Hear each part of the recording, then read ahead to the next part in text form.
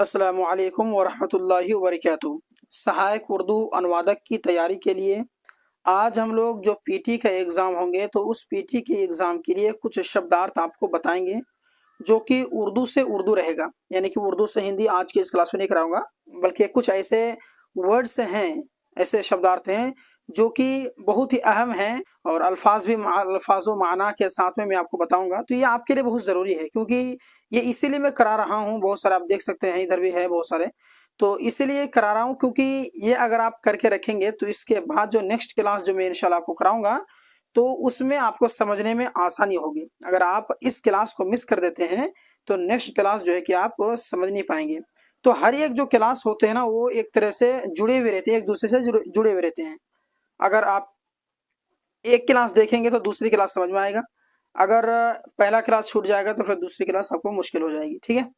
تو آئیے آج کی اس کلاس کی شروعات کرتے ہیں۔ یہاں ہے اس کو تھوڑا سا پڑھیں گے کہ کچھ مخصوص الفاظ اور ان کا باہمی فرق باعتبار معنی، یعنی کچھ الفاظ ایسے ہیں جو ہم ایک ساتھ ان لفظوں کو استعمال کرتے ہیں لیکن ان کے معنی کے حساب میں سے اس میں فرق پائی جاتی ہے۔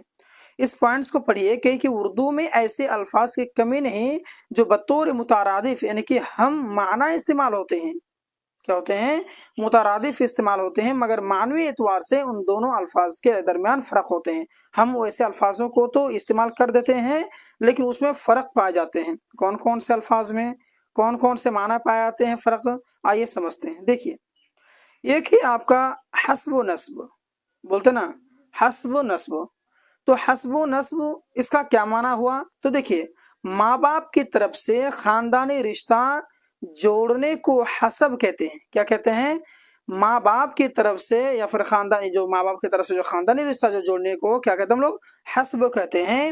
اور باپ کی طرف سے خاندانی تعلق پیدا کرنے کو نسب کہتے ہیں، یعنی کہ اگر باپ ماں کی طرف سے اگر دیکھا جائے جوڑا جائے تو اس کو حسب ہوا، اگر وہ باپ کی طرف سے خاندانی تعلق پیدا کرنے کو کیا کہتے ہیں ہم لوگ؟ نسب کہتے ہیں۔ ماں کی طرف سے جو آیا اس کو حسب، اور جو باپ کی طرف سے آیا اس کو کیا کہتے ہیں؟ نسب کہتے ہیں، ٹھیک ہے؟ اگلا یہاں پر دیکھیے گا رنج و غم۔ اب آئیے، رنج کا کیا معنی ہے، غم کے کیا معنی ہے اور کہاں پر استعمال ہونی چاہیے، سمجھیے۔ کسی واقعہ پر معمولی فکر کو رنج کہتے ہیں، یعنی کوئی بھی معمولی فکر، یعنی کہ زیادہ چنتت والی بات نہیں ہے، تھوڑی سی اگر چنتت والی بات ہے تو ہم لوگ اس کو رنج کہتے ہیں۔ اور شدید قسم کی فکر کو غم کہتے ہیں، یعنی کہ بہت زیادہ اگر ہو تو اس کو ہم لوگ کہیں گے غم۔ جیسے نسیم کے برتاؤ سے رنج ہوا، نسیم کے برتاؤ سے کیا ہوا؟ میں رنج ہوا، لیکن خالد کے انتقال پر کیا ہوا؟ غم ہوا، ٹھیک ہے؟ اس طریقے سے تو انتقال پہ زیادہ غم ہوتا ہے اور رنج جو ہوتے ہیں وہ ہلکا پھلکا رہتا ہے، زیادہ یہ نہیں رہتا ہے نا۔ اگلا ہے آپ کا رشک و حسد۔ رشک و حسد، کسی کی ترقی کو دیکھ کر جلنا اور اس کی بربادی اور زوال کی دعا کرنا حسد کہلاتا ہے، اس لیے اللہ کے رسول نے اس سے منع فرمایا ہے نا۔ حسد یہ ہو گیا۔ اچھا، رشک کیا ہے؟ اور اپنی محنت سے اس جیسا بننے کی خواہش کرنا رشک کہلاتا ہے نا۔ حسد کرنے والوں کی کو حاسد بھی کہتے ہیں، ٹھیک ہے؟ اور حسد بری چیز ہے، جبکہ رشک کیا؟ عمدہ اور صفت ہے، یعنی کہ کسی کے جیسا بننے کی کوشش کرو۔ اگر کوئی اچھا ہے، مالدار ہے، تو آپ بھی مالدار بننے کی کوشش کیجیے، لیکن اسے جلنا نہیں چاہیے، ٹھیک ہے؟ تو رشک مطلب یہ کرنا چاہیے اور حسد سے بچنا چاہیے، ٹھیک ہے؟ یہ چیز، لیکن آدمی استعمال کر رشک و حسد اس طریقے سے ایک ہی ساتھ استعمال کرتے ہیں۔ تعلیم و تربیت استعمال کرتے ہیں، تو ان کے معنی میں بھی فرق ہے۔ کیا ہے؟ اگر جانکاری علم کے ذریعہ ہو تو وہ تعلیم ہے، جبکہ اس پر عمل کرنا ہے نا کیا ہے؟ تربیت کہلاتا ہے، ٹھیک ہے؟ جانکاری، کوئی بھی چیز کا جانکاری جو علم کے ذریعے ہو تو وہ کیا ہوتے ہیں؟ تعلیم ہوتی ہے، جب اس پر عمل اگر کوئی کرتا ہے تو تربیت کہلاتا ہے، ٹھیک ہے؟ چلیے، کوئی بچہ جو ہے نا اچھا کام کرتا ہے تو نہیں بولتے ہیں کہ اس کی طبیعت بہت اچھی ہے نا۔ تصنیف و تالیف، ان دونوں میں ڈفریشن سمجھے، بہت امپورٹنٹ ہے۔ تصنیف کیا ہوتا ہے؟ دیکھیے، کسی کتاب کو از خود لکھنا تصنیف ہے۔ کوئی کتاب ہے جو خود آپ لکھ رہے ہیں، تصنیف کہلایا۔ اور دوسرے کی کتابوں کو کے منتخب حصے کو اکجا کرنے کو تالیف کہلاتا ہے۔ یہ دوسروں کی کتاب میں جو ہم لوگ یہ کرتے ہیں، کسی بھی منتخب حصے کو اکجا کرتے ہیں، اسی کو کہتے ہیں تالیف، ٹھیک ہے؟ اگلا آپ دیکھیں گے کہ تعزیت و عیادت کیا ہے؟ یہ تعزیت و عیادت کیا ہے یہ چیز؟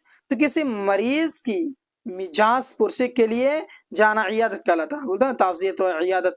तो इयादत जो होता है, इयादत किसी मरीज की मिजाज पुरसे यानी कि उसको हाल चाल पूछने के लिए जो जाते हैं, मिजाज पुरसे के लिए जाते हैं, इयादत कहलाता है। और मौत की खबर सुनकर पसमानदगान को दिलाने को जाना ताज़ियत कहते हैं।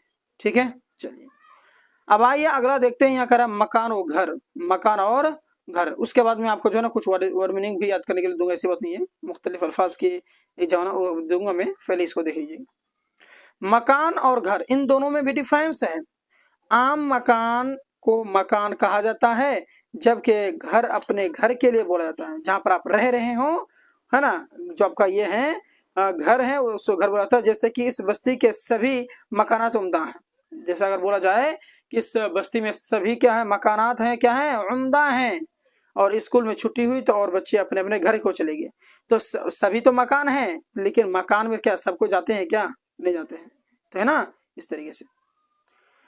मकान में तकल्लुफ और घर में अपनाइयत की कैफियत पाई जाती है। जैसे कि इफ्तिखार आरिफ का एक शेर है, ये आरिफ जो है एक शेर लिखते हैं कि मेरे खुदा मुझे इतना तो मुअतबर कर दे, मैं जिस मकान में रहता हूँ उसको घर कर दे। ठीक है, तो घर और मकान में क्या होते हैं, डिफरेंस होते हैं भैया। अगला देखेंगे वादा और वईद, वादा और वईद। तो ज़माना मुस्तकबिल यानी कि आने वाला समय में किसी तरह की खुशखबरी देने को वादा कहते हैं। ठीक है, जबकि अजियत और बुरी खबर देने को क्या कहते हैं, वईद कहते हैं। ठीक है, कुरान में जन्नत की बशारत का वादा और दोज़ख का खौफ का दिलाने का क्या वईद है। ठीक है, इससे आप इसमें डिफरेंस आप समझ सकते हैं। और देखिए अगला है बर्फ और यख।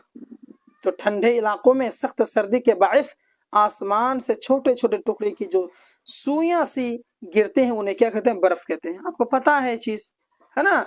अच्छा, और जब पानी के कतरे सख्त सर्दी की बिना पर जमकर मोटी तह बना लेते हैं तो उसे यख कहलाता है। ठीक है, तो जब जमता है तब उसको कहेंगे, वरना वो बर्फ कहलाएंगे। ठीक है, चलिए अगला है आपका सहु और खता। सहु और सह कहिए इसको, सह और खता यानी कि जो गलती भूल चूक से हो जाए उसे क्या कहते हैं, सह कहते हैं।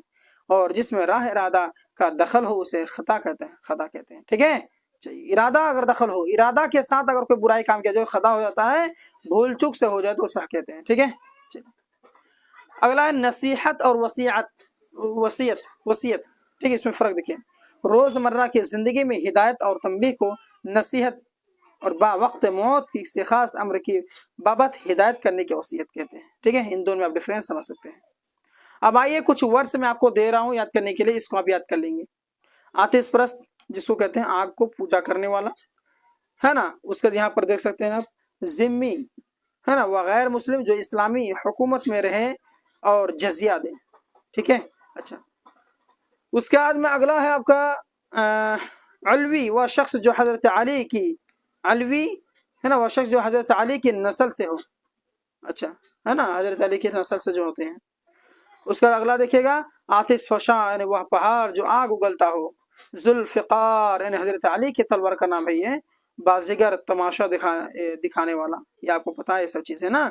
मुहद्दिस इल्म हदीस जानने वाला, हदीस की जानकार हो। उसके बाद में अगला पर यहाँ पर देख सकते हैं तीमारदार, जिसके माना है बीमार की देख रेख करने वाला। और अगला आप देख सकते हैं कि ये कैलूला, है ना, कैलूला जिसे कहते हैं दोपहर के खाने के बाद आराम जो करना। जोहराना यानी कि दोपहर का खाना। गजवा जिस वह जंग जिसमें हुजूर शरीक हों। तैराक है तैरने वाला। और ये वाला है आपका टिकसाल, है ना, जिसे कहते हैं वह जगह जहाँ सिक्के ढाले जाते हैं। उसके बाद में अब अगला है आपका जर्राह यानी कि आले से चीर फाड़ करने वाला, आले से चीर फाड़ करने वाला। उसके बाद में आपका है ख़ियाम जिसे हम लोग कहते हैं खीमा बनाने वाला। और एक है आपका मुम्तहिन जिसे इम्तिहान लेने वाला, और एक होता है मुम्तहन इम्तिहान देने वाला। ठीक है, अगला आपका मुतरजिम, आपको पता है कि एक ज़बान से दूसरी जगह में तर्जुमा करने वाला। यतीम जिसका बाप मर गया हो। और एक असीर जिसके माँ बाप दोनों मर गए हों।